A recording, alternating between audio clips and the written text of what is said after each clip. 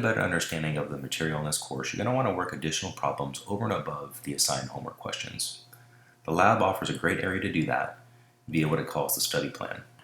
And the study plan link is over here in the left-hand column. I'm going to click that now.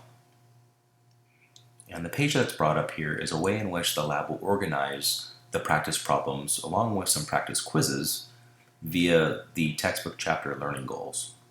Now, this is an approach that some students will use and find value in, but the way that I would recommend that you approach the study plan problems is just to simply access them via the VWAL chapters link here.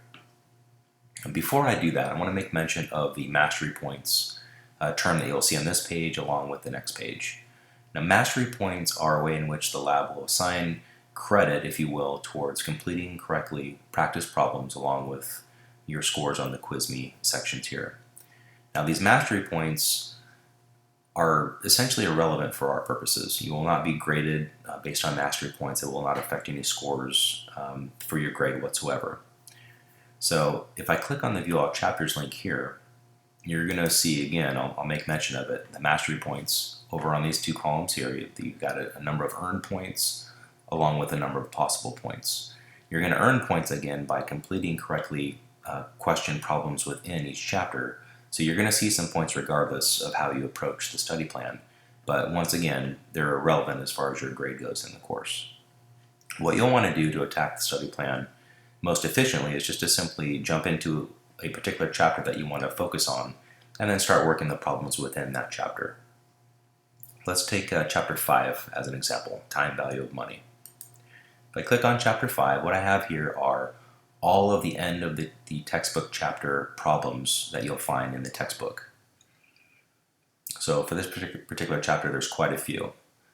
And if you click on any particular chapter, any particular question, this will correspond again to the end of the textbook chapter questions that are noted in chapter 5 in this case. And you'll see the question here, along with all these questions up top will correspond to the questions on the main page that we were just on.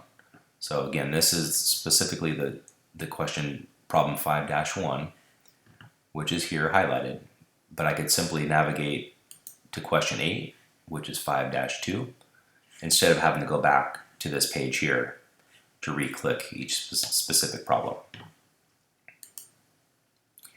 And I can keep moving forward through all of the various questions within this chapter 5 study plan.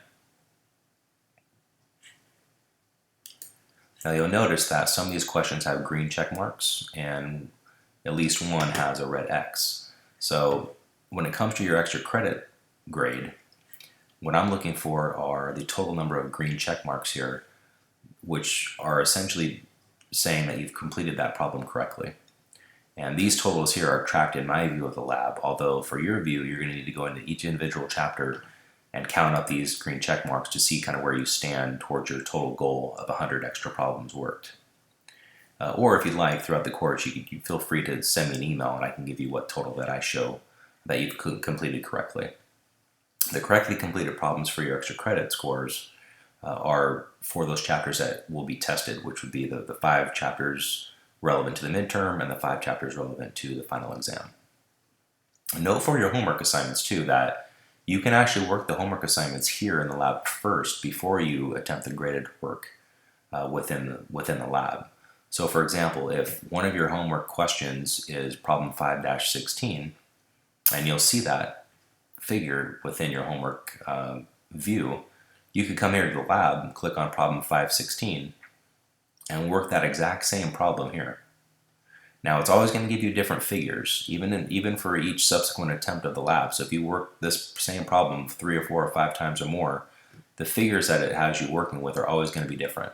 And so the homework figures in the assigned homework assignment also, of course, is also going to use different figures. But again, this is a way that you can actually practice the homework problem first prior to doing the graded assignment in the homework section of the lab.